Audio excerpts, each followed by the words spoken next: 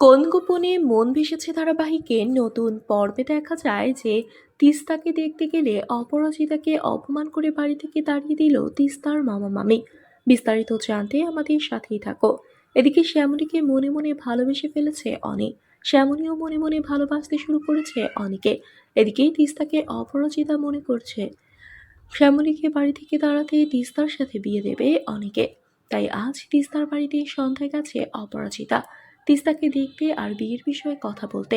অপরাজিতার সাথে সবার কুশল বিনিময়ের পর বিয়ের কথা উঠলে বলে, আমি আমার ভাগ্নেকে আপনার ছেলের মতো মানুষের সাথে বিয়ে দেব না। ওর তো আগে একবার বিয়ে হয়েছে, ওর ঘরে বউ আছে জেনেও আপনি অন্য একটা মেয়ের সাথে ছেলের বিয়ে দেওয়ার জন্য মেয়ে দেখতে এসেছেন। ওনার এমন কাজ করতে বিবেকে বাধ্য না? এমন কথা শুনে চুপ হয়ে বসে থাকে অপরাজিতা।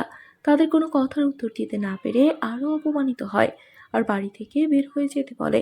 তখন অপরাজিতা বলে, ও আমার ছেলেকে জোর করে বিয়ে করেছে। মামা তখন বলে, সিঁদুর তো আপনার ছেলেই পরিয়েছে তাই না? আপনি কোনো কথা না বলে বাড়ি থেকে বের হয়ে যান। অপমানিত হয়ে আর কথা না বলে বাড়ি থেকে বের হয়ে যায় অপরাজিতা। তো বন্ধুরা, এবার কি হতে চলেছে সবটা জানতে আমাদের সাথেই থাকো। এক্ষুনি একটি লাইক দিয়ে এবং কমেন্ট করে জানিয়ে দাও তোমাদের মতামত। ধন্যবাদ।